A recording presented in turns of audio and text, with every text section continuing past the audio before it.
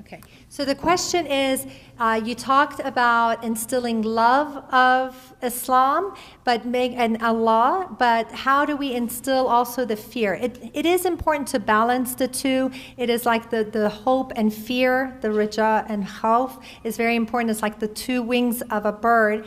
And you do have to mention it, and if you're reading the Quran, there's always a balance. You always see that there is, with every verse about Jannah, there's a verse about the hellfire. So it does balance out, and you find that different people are motivated differently. The psychology behind a person, some people will only be motivated if they are rewarded. Other people will not be motivated unless there is some kind of penalty. I'll give you an example. I was doing intensive Arabic, and the professor said you have to study 2 hours a day. There's a Somalian brother who said, will you beat us if we don't do the homework? The professor says, no, I'm not going to beat you. He goes, well, I'm not doing the homework. So there's some people, unless there's punishment, so you just have to keep it balanced. But I find that majority of the people put a lot of emphasis on just scaring and not enough putting love. Yeah, and I'll add on to that. I actually did an experiment, a little bit of an experiment, when I actually asked people at a conference in Baltimore 2 years ago. I said, how many of you are more motivated by mention of hellfire? And literally half of them raised their hands, and I said, what about heaven? The other half raised their hands, and it was almost, subhanAllah, exactly 50-50. And even the Sahaba had their different personalities. Hudhayfa ibn Yaman radiallahu anhu, he said that the Sahaba used to always ask the Prophet ﷺ about good things. He says, Kuntu as'aluhu an ash-shar, and I would ask him about bad things so that I could, because that was what worked for him, that's what resonated with him, were the verses of hellfire and fear and those types of things. And so I think from a tazkiyah perspective, a spirituality perspective, when you reach a level where you can handle those verses of hellfire and fear, it's probably better for you, but using them with other people, you don't know where the other person is at. And so that's why I think it can be very dangerous with children, and even giving advice to someone, to cause them too much fear to where it could lead to despair. Questions? Yeah. A couple of questions. You've probably heard of the bad cop, good cop concept. So what would you say about that? And the other aspect about maybe if you can elaborate on the father's role a little bit. Okay. Let me. Please. The conference. Well, we don't want to say it yet. She'll answer the first question, so we'll handle the other one later. Okay. All right. So your question was? About good cop, bad cop. Good cop, bad cop. It's a good approach. We always use it. Good cop, bad cop. Don't both gang up on your kids. If one of you is mad, make sure the other one is trying to reduce the punishment, trying to appease your kids. So definitely, it's just too much when a child has both parents be mad at them. So it is good to create that balance. You said there was a follow-up? Or no? Well, okay. Okay. How do you do that without undermining the other parent? Would you like to address? No? Okay. All right. You have to be on the same page. Okay? So you don't do that unless you both have agreed. Okay? Sometimes, if my husband is being harsh, like, go be the good cop. So it's like this agreement is something that we have agreed upon. I'm not undermining him. I'm not going and trying to reduce it without him knowing. So we have to be on the same page. And I think I skipped one part about how important it is to have a good relationship with your spouse. And that is critical in good parenting, that you respect one another, you don't argue in front of each other, because kids are little psychologists, and as soon as they see, there's a difference, I'm going to go right there, and they will go. If one parent says no and they know the other one's going to say yes, they're going to play that up. So you have to be on the same team and always make sure that you have each other's back.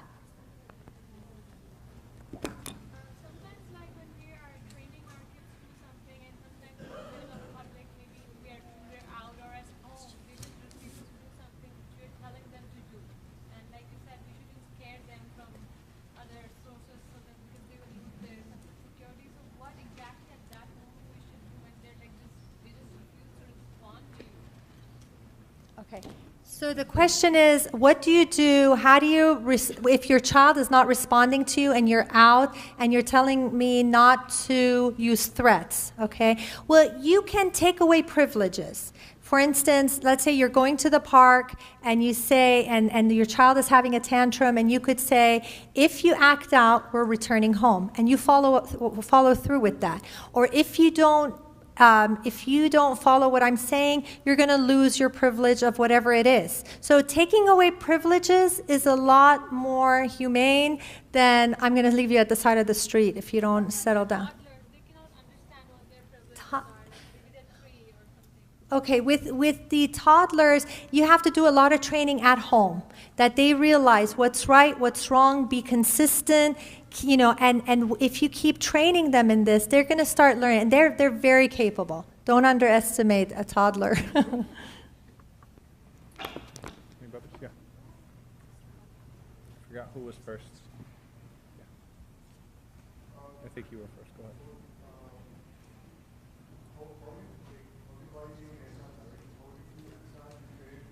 I can't hear you, I'm sorry. How do you do ihsan to parents? Okay.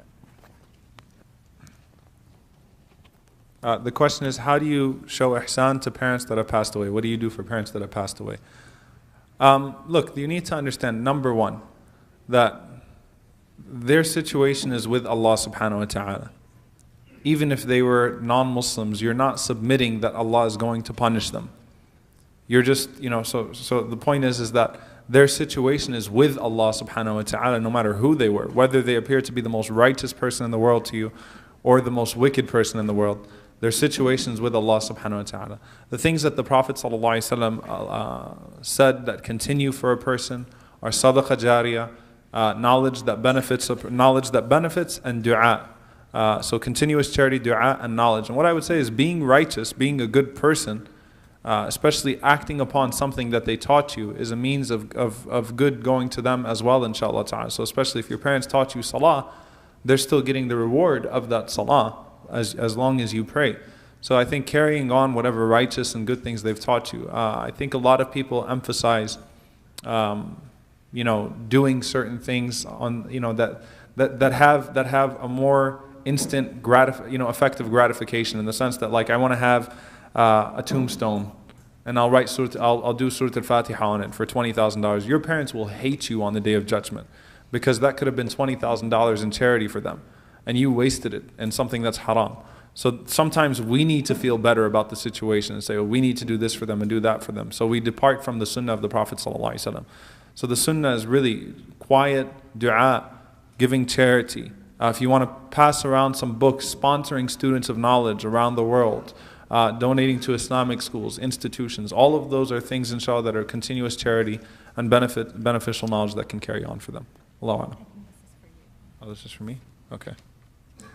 All right, if I feel... Okay. Actually, I told her to ask you this question. If I feel my teenager is lying about praying, should I ask them to pray? Or I'm making them, or am I helping them lie? My answer to that question, and I'm going to ask Sister Hala to correct me or confirm but my answer to that question is, I think digging too deep is not healthy, and I don't think you're required as a parent to dig too deep, because I think if you start showing su'al dhann and suspicion and always think they're lying, then they're never going to be motivated to pray, and it's no longer going to be about salah, it's going to be about making sure that you think that they're praying. So I think that there's a balance with that, and asking and making sure. And the easiest way, and not enough of us do this at home, is pray with the family, and that starts with me. Pray with your kids. Make that a habit. That way it's no longer about me asking you, did you pray or not? Like, all right, it's dhuhr time, let's all pray together. It's asr time, let's all pray together, inshallah. That's I think something easy that we should all try to implement. And I feel bad saying that, because sometimes I want my peace of mind, so I don't pray around the kids, because it's, I want to enjoy my salah a little bit more. But I think we can all do that, inshallah. Especially with older kids, I think it's very beneficial to pray as a family. Yeah, the only thing I would add to that is, when you are constantly suspicious of them and they are doing it, or you're suspicious of them doing something bad and they're not doing it, they're going to eventually fall into that. So I think exactly what the Sheikh said, just trust them and have them join you.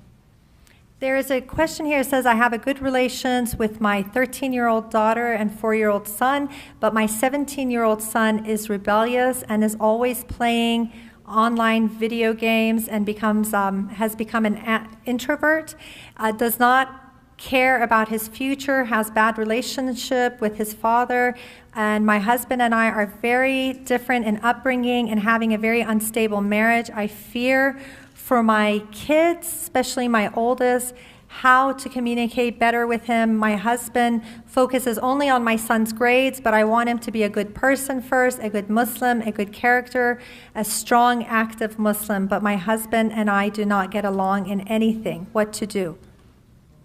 Your phone number, please. Okay. All right. I think a lot of times when people are not having good relationships, it really does affect the children. Sometimes you may think that they don't feel it, but they feel the tension. And especially in teenage years, they're very vulnerable. And I think that the best thing you can do for your kids is improve your marriage. So whether that means, getting some help, working on it, if it's that damaging, you may have to even reevaluate the situation, because you don't want to lose your kids because of the bad relationship or the tension in the home. And the key is to spend time, like the example I gave about that teenage daughter. Just have fun with your son, connect with him. Show interest in the things that he loves, and try to just spend that time and listen to him.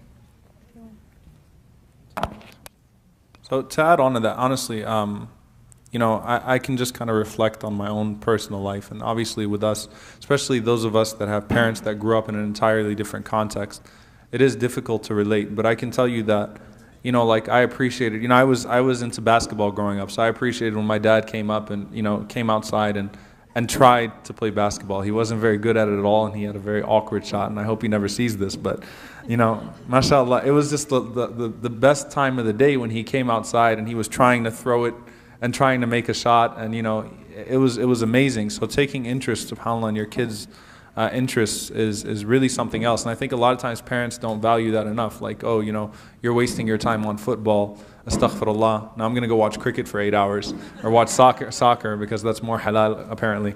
No, take interest in your kids' interests and things of that sort. And also the good marriage thing. I can't even speak about this from a perspective of the psychology of the children and things, that only just I'm being, when I was an imam, I used to always tell my wife this as well, that I've almost noticed consistently that, when there's a dysfunctional marriage, the children start questioning faith, and they start questioning why this and why that.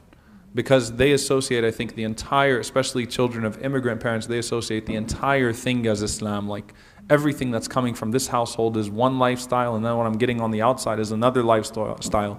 They attribute it all to Islam and the backwardness and things of that sort. So it's really, really important. And you always see the ahadith of the Prophet ﷺ. So for example, the hadiths where the Prophet ﷺ is being nice to his wives, a lot of them are narrated by Anas ibn Malik radiallahu ta'ala anhu. Some of the hadiths of the Prophet ﷺ when he treats Aisha radiallahu anha in a certain way, narrated by Fatima radiallahu anha. So the Prophet ﷺ made this apparent to the children in his household, the way that he was treating his spouse, and I think it's very beneficial. There's a question here, and the question is, all these single mothers that were mentioned and things of that sort, what about the husband? What's he supposed to do? What if, being a divorcee or being a widow is one thing, but what if the husband's there and, you don't know what he should do? What do you advise a married woman whose husband doesn't practice or do what they're supposed to do to show the example to the kids? I'm just going to say this, and this isn't to the questioner at all. I don't know who asked the question, but anytime I do any program or any topic, or we do any program at ILF, we get criticized from all ends of the spectrum. So with the Greatest Moms, for example, I think, there were some people that said this is sexist. Why are you telling women to be moms only? I said, have you any idea about who we're talking about? So we got attacked by some, there were actually people that were tweeting at me and sending things like, is this part of your attempt to tell women they shouldn't work and they should just be mothers? I was like, a'udhu billah. And then on the other hand, like the next tweet is, brothers that are saying you're pandering to women, and why aren't you talking about greatest dads as well? And astaghfirullah, I'm like, you guys have got to be kidding me. So no, the goal of the program was not to say that women should be single moms and that you'll be okay and you should strive to be a widow or a divorcee, and not a self-inflicted widowness. That's not a word, by killing your husband so that you can raise a Shafi'i doesn't count, all right? If the husband's home, he has rights as well, and he has responsibilities. And we also see great fathers in the history of Islam and things of that sort, and they get a lot more attention than great moms, which is why we did the program. Which is why, again, I ask you guys, Ali ibn Abi Talib, who's a central figure in our deen, a central figure. Imam Ahmad rahimahullah says there is no Sahabi in the history of even in Ahl Sunnah wal Jama'ah who has more ahadith narrated about his fada'il, and you guys couldn't name his mother. I found that problematic. So what I will say is that when it comes to the husband, I think that obviously he has a role to play, and Allah subhanahu wa ta'ala has assigned the responsibilities to both. What I'll say to a woman who's got a husband that doesn't practice, number one, and this is a difficult thing for me to say, and again, we don't do this black and white, but there's a level of practice that your husband has to be practicing to be considered your husband even. A husband who's tariq salah, who leaves salah, should be threatened with divorce, honestly. By an imam and a proper procedure, things of that sort. You can't stay married to a person who continues to abandon prayer. And I think a lot of times, subhanAllah, I was at a program recently, and a sister came to me, and just listen to the way she asked the question. She said, Sheikh, my husband drinks and my husband beats me. Can you give me some advice on how to have sabr? You see, the way that she asked the question, an American-born sister too. My husband drinks and beats me. Can you give me advice on how to have sabr? I said, before we talk about how to have sabr, how about we talk about your husband drinking and beating you, right? And solving that problem. So there are clear responsibilities, for everyone in the household. And again, at a certain level of not practicing, you need to really even reconsider that marriage as a whole. And I'm not saying go home and if your husband's not praying, say, I just found out that I have to divorce you. But initiate the conversation that this is necessary for me to have a relationship with you, you need to be practicing. For me to stay in a marriage with you, you need to be practicing. And if it's not going to happen, there are certain things that need to be done afterwards. Are you sorting the question? Yeah, I think that one is for you.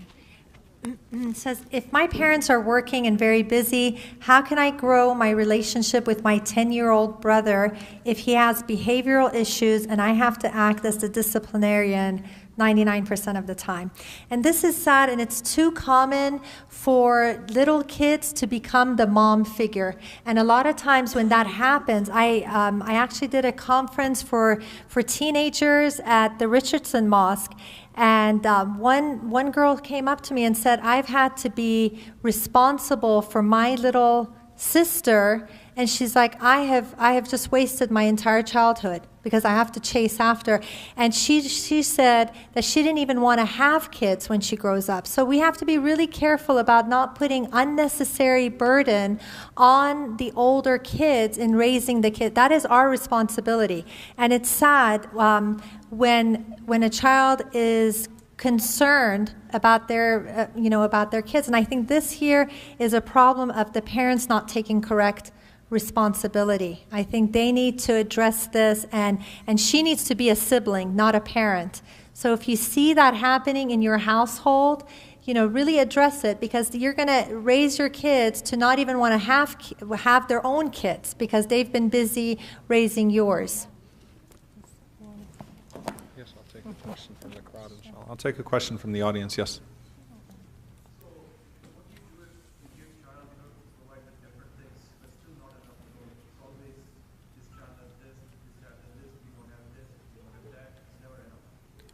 So you're talking about children that look to the outside and they feel like they don't have enough? SubhanAllah, I went on a rant on this at the last Bayna, Amazed by Quran conference actually, and I think everyone should probably go online maybe and just search that up. It was a panel discussion with Ustad Nu'man, Sheikh Abdul Nasir, Sheikh Muslima Permal, Sheikh Nu'man Beg and myself, and we talked about this. And I think that one of the major issues, one of the biggest mistakes I see parents making today is they're teaching their children that everything in life comes easy. You grow up and you've got your flat screen TV, you've got your personal laptop, and as long as you get good grades, we'll buy you a Benz when you're 16 years old. And that's a that's destroying that child. And it says in the Quran that shaitan's challenge, وَلَا تَجِدُ أَكْثَرَهُمْ شَاكِرِينَ, that you'll find that the majority of people are not grateful. Ingratitude disconnects a person from Allah subhanahu wa ta'ala, disconnects a person from ibadah, disconnects a person from a need to even discover a higher purpose and things of that sort. I think exposing your kids to service, there are certain things that are just of value and things that are slowly being lost. And when I talk about back in the day, I mean growing up in the 80s and the 90s for me, right? I'm not talking about back in the day as in the 60s and the 70s, but we had allowances. You didn't just get everything, you had to work for things. You wanted a pair of shoes, you cut the grass a few times until you were able to do it. You were able to get enough money. Then you decide whether or not you want to buy it. So you learn financial responsibility and being exposed to service. My father, Jazallah khair, may Allah subhanahu wa ta'ala reward him, had very strong principles in this regard. And one thing that he did was during the crisis in Bosnia and Kosovo, he actually adopted a family, and they were in an apartment right next to us, and we used to go there very young and we'd go to Walmart and we'd shop for them and take stuff over to them and have dinner with them. That had an immense impact on my life. That changed my life forever. That experience, and I grew up and I heard all these stories about, cousins in Palestine that were run over by tanks and that were murdered, and I have a lot of refugees in my family and things of that sort. But actually being exposed firsthand to refugees and kids that were my age that left a war-torn country, it had an immense impact on my life. And I felt embarrassed to ask my dad for $150 pair of shoes after that. Honestly, I felt embarrassed to ask my dad for stuff like that. So exposing them in the capacity of service. MashaAllah, we have those opportunities here. We have the ICNA Relief Food Pantry, you have Feed the Hungry programs, you have shelters and you have food banks here, even in the Muslim community. Expose your children to that, inshallah ta'ala, in the capacity of service. Wallahu a'lam.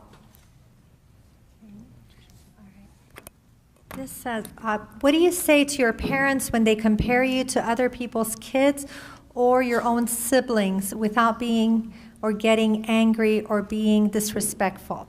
So this is coming from a little kid who wants to know how the parents can stop comparing him. And I think there is so much damage that is done when you compare your kids to other people and to their sibling. It actually creates this sibling rivalry.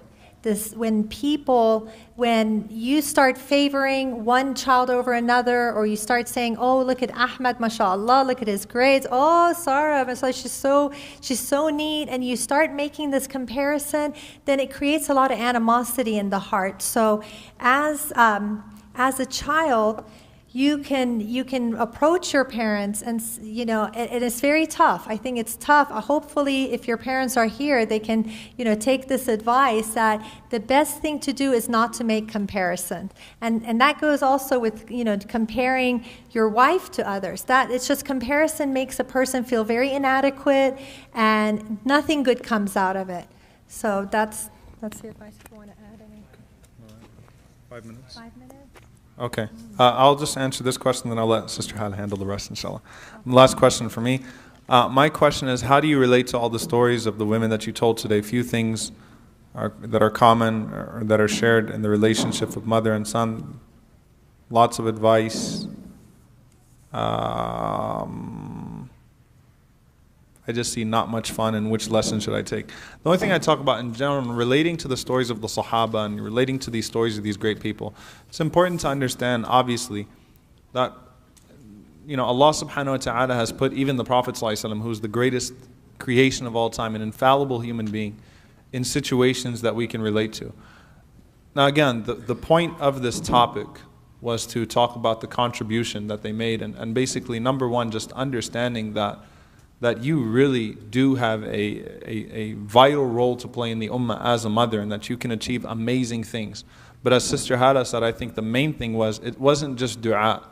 Ash-Shafi'i was not just a dua. Abu Hanifa was not just a dua. These were moms that, going to you know how degrading it was for a woman from the Hashemites, right, from the family of the Prophet ﷺ, being the mother of a Shafi'i, going to the dumpsters to gather bones and to gather old used government papers so that her son could go to school and write. So the point is that it was struggle, and that struggle is important. And I think Imam Malik's mom, right, not despairing when her child wanted to be a singer. You know, she just tried to sit him down and reason with him, right? And imagine if Imam Malik would have become a singer, you know. SubhanAllah, we would have lost out on so much. So the point is that you see where you can draw parallels with your own life. You have to sit down and see where you can draw those parallels and where you can benefit from. And sometimes it's really just the maw'idah. Sometimes it's just the idea that, you know what, this is what they were capable of doing. This is what I can contribute, and this is what I'm capable of doing, inshallah. The rest is for you. Okay. Right. This one says, you advise that we as parents should have the right friends. Islam also teaches us not to sever these ties of kinship. So how do you deal with family members who are not practicing or who are very liberal? Well, I deal with that, and it's not about severing ties with your family. It's about the friendships that you can choose. If you can choose the friends and you can choose them to be righteous people, then that's wonderful. It's actually a very good learning process in teaching tolerance and teaching how to effectively do dawah. When you do have family members who are liberal and who are not practicing, you can teach them that. You know, I always say there's like 3 different groups of people. Some, they don't know. They haven't been taught. There are some who know, but they just don't have the strength to apply the things that they know. And there's some who know, and unfortunately, they don't apply it. They don't care enough to apply it. And I think if we teach them that at ease, even Muslims fall into that category of falling short, and being tolerant and accepting and doing dawah by your behavior. I think with family members, it's not the words that you say, but it's just being loving, being there, and showing your dawah through your behavior, inshallah. Can I have a follow-up question on that? When you have two parents who do two different things, like you have one example of softness and compassion, and then you have another example of harshness and just taking care of like the physical actions of Islam, salah, and just making sure that they're on time. And it doesn't create a good environment for kids to appreciate Islam or want to do Islam. When they pull away from it, how do you bring them back to it? And you have Okay. two different examples of it. Would you like to address that? No? Okay. All right. So you're saying that 2 parents, one is all about compassion, the other one is all about rituals. Actually, I think that you can, at least it's a balance. At least they're getting, it's not a balance. Okay. So the child is running away because one parent is being too restrictive. You need to maybe make sure that you build that rapport with that child and try to instill enough values and make them experience Islam in all its beauty. And there's no way of communicating with the spouse to reduce. It's not my child. Okay. I'm not married. So. Okay. It's not me, it's a friend. All right, this time it's really a friend. I always hear that. I have a friend. All right. Okay, well, I think it's critical to communicate. I think husbands and wives, they need to communicate. They have to realize the importance of being on the same page. And I know that doesn't always happen. So if the mom can try to take that son or daughter and try to have them have a lot of positive experiences to kind of reduce the counter effect, to counter all that negativity, that may help. Yes. Okay, please. What I would add to that, honestly, is that I know situations where the dad is very strict on one thing and the mom is not, or vice versa. Actually, many on the opposite end as well. But the ones that I know that have worked are where the kids respect both parents in the sense that I don't think you're backwards or crazy. Like, this is your interpretation, this is how you express yourself, this is what you do. But at the same time, there's a genuine respect and there's a genuine admiration and love. So I think that as long as that part is there, then you're able to, as parents at least, you're able to maintain that authority. Now for the kids, it's really just trying to, just the way that we deal with brothers and sisters, trying to benefit from people in the best way possible, trying to take from the goodness that from each parent, from each personality, the same way you do with your brothers and sisters, benefiting from their good while overlooking their flaws. But for the parents, they need to maintain credibility with their kids and respect. Time is up, unfortunately. I want to thank you all. Jazakumullah khair to all of you who tuned in on site and online. Again, please do support the project.